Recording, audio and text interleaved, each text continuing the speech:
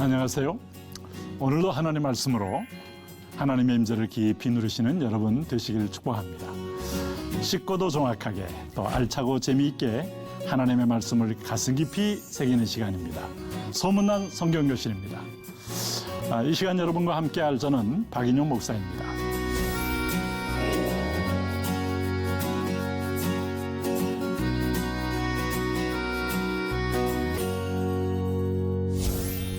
우리 지난 시간에는 성경이 아브라함도 모형이고 아담도 모형이고 모형적으로 우리에게 주고 싶은 메시지가 있음을 묵상을 했습니다. 그리고 구약의 모든 것들이 모형과 상징으로 하나의 메시지를 향하여 달려가고 있죠. 그래서 아브라함의 일생은 단순히 개인의 일생이 아니고 매우 중요한 오늘 우리 신앙의 여정과도 맥을 같이 합니다. 오늘은 두 번째로 제6강을 맞아서 우리 가장 광야의 인물 중에 하나인 야곱에 관하여 우리는 인생을 한번 추적해 보도록 하겠습니다.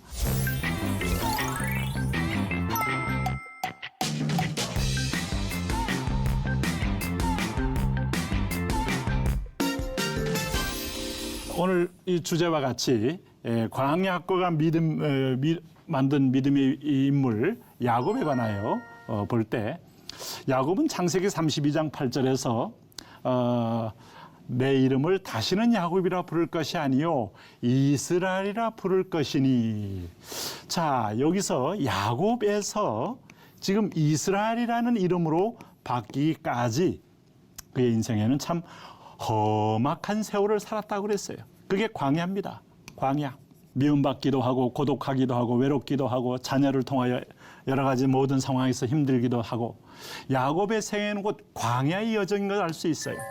여러분 그 야곱이 잘 아시겠습니다만 야곱의 이름이 왜 그렇게 우리에게 아주 가슴에 다가옵니까? 야곱의 이름을 통해서 우리 자신의 본질적 속성이 있음을 보여주고 있어요. 야곱은 발꿈치를 잡은 자, 속이는 자, 대신 들어앉은 자, 이건 찬탈했다 이겁니다. 원어로 야코프 그러면 삐뚤어지다, 삐뚤어진 인생이요. 이 삐뚤어진 인생이 고든 인생으로 바뀌어가는 여정이 광야다라고 할 수 있어요. 나중에 보면 창세기 27장 36절에서 그 형 에서가 그의 이름을 야곱이라 함이 합당하지 아니하니까. 이 말은 뭔가 하면 합당한 거 아니냐 할 만큼 야곱은 속이는 데 능통했던 자다. 뭐를 위해서요? 자기 이익을 위해서, 자기 뱃속을 채우기 위해서 철저한 이기적인 사람이었음을 알 수 있어요. 그 야곱이 구약 성경에 350회 나오는 걸 보면 어린 야곱을 통하여 강력하게 하나님은 우리의 모습을 이제 보기를 원하시는 거예요. 자, 우리는 고린도전서 10장에서 광야가 우리에게 거울이라고 했죠. 본보기, 야곱도 우리의 본보기가 되는 겁니다. 그러면 야곱의 출생과 성장을 통해서 우리 몇 가지를 보게 되는데 이삭과 리브가 사이에서 출생, 에서의 동생, 또 그런데 우리가 한 가지 기억할 것은 이삭의 기도에 대한 응답으로 출생했다는 것이죠. 그러니까 하나님은 본성 그대로의 존재를 오늘 어머니의 뱃속을 통하여 야곱과 에사라는 두 쌍둥이를 통하여 하나님은 구원의 두 메시지를 설명하고 싶었다 이겁니다. 그래서 한 사람은 야곱이고 한 사람은 에사 아닙니까? 그럼 우리는 에사는 들사람이요, 일하는 사람이요, 근면, 성실, 남자다움, 그리고 선이 굵은 사람. 굉장히 여러분 매력은 이쪽이 다 가지고 있어요. 야곱은 어머니와 함께 집안에 거하면서 그저 아버지 속이고 형 속이고 하나님까지 속이면서 놀고서도 모든 축복을 가로챈 사기꾼. 여러분 누가 야곱 같은 사람을 좋아할 수 있겠어요? 그럼에도 불구하고 구원은 하나님이 내가 로마서 9장에서 뭐라 그럽니까? 내가 에서는 미워하였고 야곱은 사랑하였다고 하지 않습니까? 네? 그래서 야곱의 모습을 보면 출생할 때부터 배에서부터 형의 발꿈치, 이게 바로 본능적인 자기 소유적 존재로 나타났다 이겁니다. 그리고 에서로부터 장자의 명분을 산 이유가 뭐겠습니까? 장자의 기업을 이어갈 그 기업을 바라보고 산 거 아니겠어요? 그리고 아버지 이삭을 속이고 에서 대신 복을 받은 것까지 성공한 걸 보니까 대단한 사람이에요. 창세기 27장에서 그는 축복을 빼앗음으로 인하여 에서의 원한을 샀다 그랬어요. 그래서 에서가 그를 죽이려고 하자 그는 불가피하게 하란으로 가게 되었다. 그럼 하란이 어디였습니까? 여기였단 말이죠. 일로 도망가게 된 거예요. 그러니까 그는 이제 하란에서부터 본격적인 광야의 학교에 입학하게 되는 겁니다. 결국 야곱을 이끌어낸 분은 마치 출애굽에서 내 백성을 광야로 들어가게 하신 분이 하나님이시듯이 야곱도 광야로 집어넣게 되는 겁니다. 여러분 인생 참 만만하지 않고요. 또 동시에 인생은요. 광야의 항해라는 사실을 여러분이 안다면 진지해야 되고 그 훈련 앞에 우리가 한번 아주 겸허해야 합니다. 이 광야 학교에 입학한 사람들이 성경의 인물들이에요. 도망가다가 하나님이 이 사기꾼한테 하나님이 베델에서 나타나지 않습니까? 하나님이 환상을 보여줘요. 그러면서 아브라함에게 했던 언약을 야곱에게 다시 한번 확증시켜줘요. 그러니까 이 사기꾼의 편이에요, 하나님이. 그러니까 여러분 구원은 우리의 의도 아니고 우리의 공로도 아니고 전적인 하나님의 은혜, 이걸 지금 야곱을 통해 보여주는 거죠. 거저 구원받았다고 해서 내가 여전히 거저 사기꾼 기질로 사는 거 아닙니다. 내가 여전히 남 뒤통수 치고 산다고 하나님 그냥 두지 않습니다. 그 야곱이 이제 하나님의 만짐, 하나님의 터치의 길로 가는 거예요. 그게 어디예요? 그게 바로 광야 학교에 입학하는 겁니다. 야곱 같은 존재를 불러서 하나님이 드디어 이스라엘 존재로 바꾸는 여정이 광야 여정이다. 아까 우리 뭐라고 그랬습니까? 흙에서 하나님은 오늘 새로운 에덴의 사람을 만들기 위해서 생기를 불어넣으셨잖아요. 이 생기는 여호와의 영하고 통하는 겁니다. 오늘 우리가 이 애국 같은 존재에서 신음하면서 노예로 살다가 하나님이 광야를 통과하여 가나안의 오늘 역사의 중심적인 인물로 바꿔내지 않습니까? 이 과정 속에 하나님은 40년의 광야 생활을 통하여 연단하지 않습니까? 여기서 모든 불신앙과 불의와 의심과 이런 거 다 떼버리지 않습니까? 떼버리는 겁니다. 그래서 오늘 야곱은 조용한 사람이었으므로 장막에 거주하고 에서는 익숙한 사람, 사냥꾼이 되었다. 에서는 일 열심히 하는 집안의 대들보 같은 사람이었다는 거예요. 아버지라면 당연히 에서를 좋아하게 돼 있어요. 장자이다, 일 잘하지. 그러니까 이삭은 인간적으로 에서에게 축복하고 싶었던 거 아니겠습니까? 그런데 이제 이렇게 도망간 야곱이 외삼촌 라반, 하란에 있는 라반의 집에서 오늘 우물가에서 라헬을 만나면서 그는 매이게 됩니다. 훈련은 매여야 돼요. 군대에 들어가서 매이잖아요. 5주의 훈련 때 딱 매입니다. 핸드폰 다 뺏기고 매입니다. 그때는 부모한테 연락 못해요. 아무리 그래도. 매에서 라헬을 좋아하니 도망갈 수도 없고 거기서 라반과 함께 한 달을 거하다가 라헬을 달라고 하니 외삼촌 라반은 안 그래도 인력이 부족한 판에 야곱 생질이지만은 7년 동안을 일을 열심히 하면 주겠다고 약속해서 수일같이 여기면서 설렘을 안고 일을 했다. 이 불안당같이 놀던 사람이요. 엄청나게 근면성실한 사람으로 바뀌어지는 겁니다. 레이버 테라피 아시나요? 그런데 7년 다 됐는데 라반이 그를 속이고 자 여기서부터 훈련이 되는 겁니다. 오늘 야곱이 지금 이 외삼촌 라반의 집에 온 이유가 뭐예요? 형 속였지, 이 아버지 속였지, 하나님까지 속였지 않습니까? 그 속였던 것이 바로 라반에 의하여 속임을 당하는 것으로 훈련을 받는 거예요. 역지사지, 내가 당한 일을 당해보면, 내가 가했던 걸 당해보면 상대방을 이해할 수 있어요. 인간은 그런 존재입니다. 그래서 레아를 그에게로 들어가게 했더니 깜짝 놀란 거죠. 그래서 항의를 하니까 7일을 채우고 라헬을 주는데 다시 7년을 더 일하도록 해서 14년 동안을 일을 합니다. 아마 야곱이 성장한 기간 이상으로 야곱은 철저하게 노동 착취를 당하는 겁니다. 여러분, 나는 손해물 안 마치고 난 시집 왔어. 그럴 거 없어요. 하나님 훈련하면요. 어느 집에 가면 시아버지 똥 기저귀까지 다 담당해야 될 상황까지 이를 수도 있어요. 그게 나쁘다는 게 아닙니다. 하나님이 나를 사랑한다는 증거입니다. 그래서 오늘 여기 원래부터 조용한 사람으로 있었던 야곱이 이제는 어떻게 됐다고요? 오늘 외삼촌 집에 와서 낮에는 더위와 밤에는 추위를 무릅쓰고 눈 붙일 겨를 없이 지냈나이다. 죽어나는 겁니다. 무려 몇 년요? 14년. 14년 왕자처럼 자랐다가 14년 여러분 무수리가 아니라 완전히 그 시다와 종으로 자라는 이 훈련. 하나님은 사람 만드는데요. 땀밖에 정직한 게 없어요. 불안당은 땀으로 사람을 하나님 만드시는 겁니다. 그래서 이제 야곱이 이제 오늘 항변을 하는 거예요. 오늘 레아하고 이제 라헬에게 그대들의 아버지가 나를 속여 품삯을 10번이나 10번만 속였겠습니까? 네, 이게 자연수 만수인데 히브리 문법에서 보면 이거는 나를 계속 속여왔다는 거예요. 그러니까 끈질기게 외삼촌 집에서 한 20년간을 이리 속임 당하고 저리 속임 당하면서 사람 속임을 당하는 기분이 이렇게 더럽구나. 이걸 느끼면서 내가 그때 집에서 슬슬 놀면서 엄마의 어떤 조언을 따라서 형이 사냥해 온 것을 내가 집에서 맛있게 먹으면서 엄마 품에 있던 그 모습이 완전히 여러분 역전이 되어서 자신이 스스로 누구인가를 경험하게 되는 위대한 자리가 된 겁니다. 그럼에도 불구하고 야곱의 본성이 살아있잖아요. 본성, 이게 네이처. 네? 남을 속이는 것, 재물, 욕심. 야곱은 소유적 존재예요. 소위 말하는 에릭 프롬이 말한 대로 하면 소유적 존재인데 이 소유적 존재가 다 놓고 갈 건데 불구하고 그렇게 조금 더 more and more 점점 더 소유한단 말이죠. 그래서 라반의 집에서도 자기 보상심대로 많은 재물을 속여서 양떼들에게 다 보면 얼룩무늬가 되도록 자기가 발견한 이후로 그렇게 만들었지 않습니까? 여러분, 그거 하나님 그 방법 아니어도 축복할 수 있는데 야곱은 자기가 스스로 취하여 얻은 겁니다. 어쨌든 그런데 하나님이 이걸 얻고 나니까 야곱도 이제 성취도 했지 더 이상 있을 수도 없지만 하나님이 그의 원래 고향으로, 자, 학교 수업이 끝나면 집으로 돌아가는 겁니다. 가나안에 이제 예배하는 장소로, 원래 야곱이 떠날 때 베델에서 하나님을 만나서 거기서 하나님 내가 무사히 돌아오게 하고 많은 양떼를 가지고 오게 하면 내가 여기서 제단을 쌓고 11조 드리겠나이다. 오늘 이거 드리겠나이다 하고 자원했는데 고향으로 돌아가서 하나님 명령 한번 네가 어느 정도까지 순종하는지 보라 하고 하나님이 다시 한번 새로운 기회를 주는 겁니다.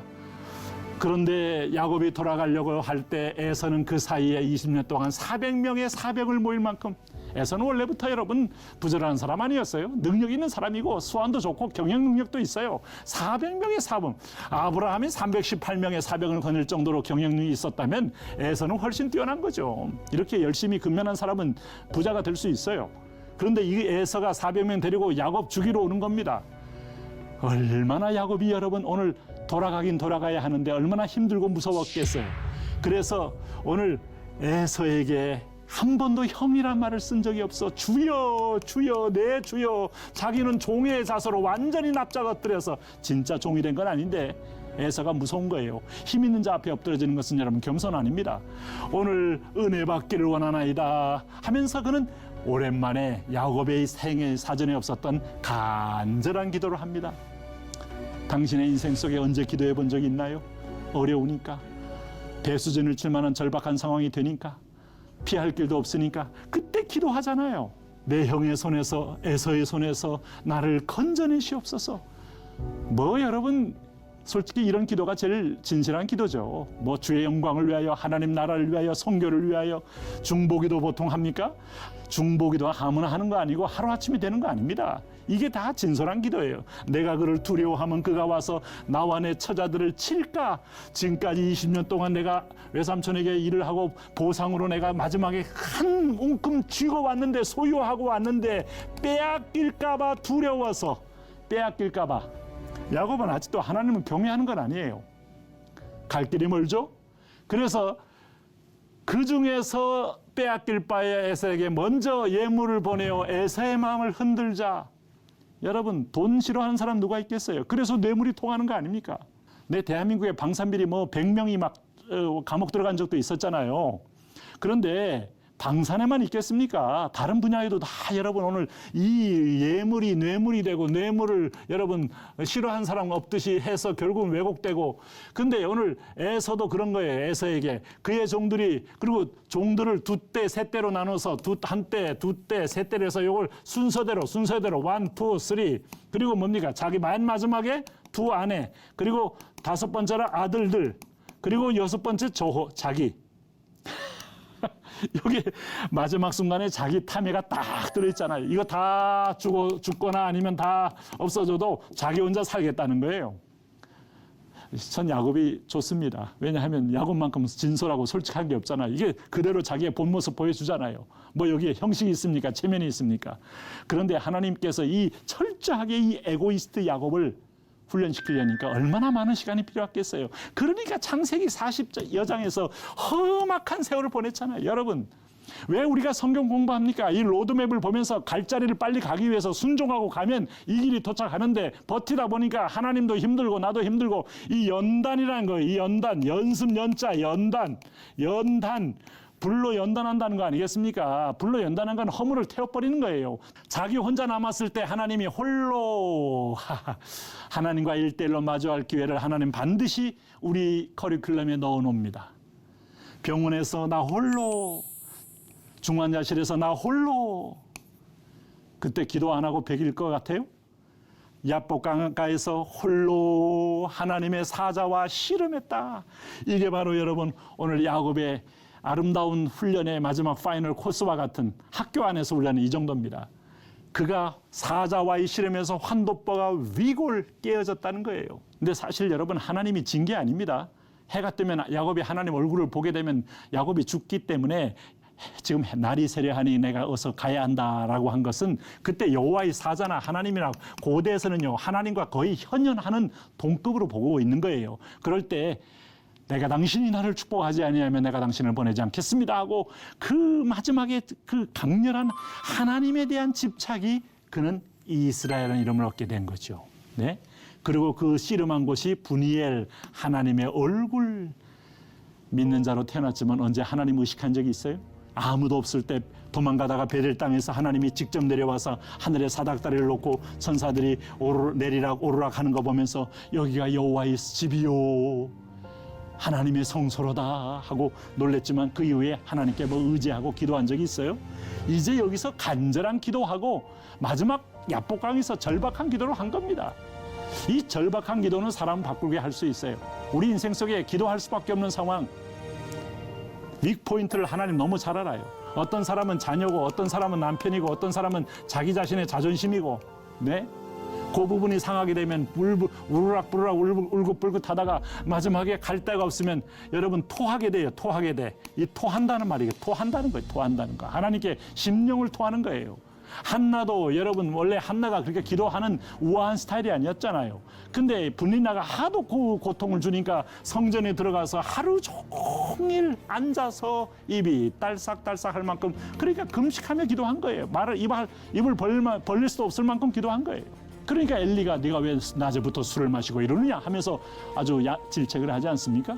그 기도를 하나님이 쓰시기 위하여 한나를 몰아간 거예요. 그러니까 한나는 내가 잘못해서 한 게 아니라 하나님이 쓰시기 위해서 몰아간 훈련이고 야곱은 자기 자신을 교정시키기 위한 1단계 훈련입니다. 이때부터 야곱이 하나님께 영광 돌리려면요 아직 갈 길이 멀어요. 아까 요한복음에서 뭐라 그랬다고요? 믿으면 영광을 보리라. 영광을 보리라.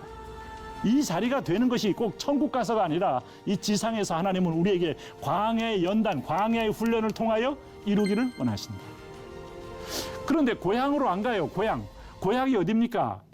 원래 숲곳에서 있다가 세겜으로 가요. 세겜은 물론 고향의 한 바운더리긴 하지만 하나님께 약속한 게 있잖아요.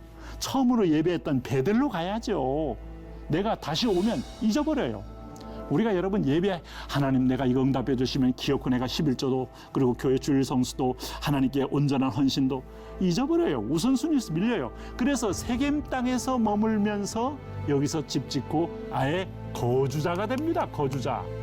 그런데 거주한 지 얼마 지 않아 딸 딥나가 오늘 이 세겜의 추장의 아들들에게 성폭행 당합니다. 이걸 보고 야곱의 아들들이 형제들이 복수를 하는데 그 복수 방법이 너무나 하나님의 뜻을 어기면서 잔혹하게 했어요. 왜냐하면 그들에게 우리가 한 형제가 되자, 우리가 한 형제 되려면 우리는 할례를 행해야 되니 너희가 다 할례를 행하고 그러면 내가 우리 너희를 결혼시켜주겠다 하면서 이들이 다 이들은 전 순전하게 받아들인 겁니다.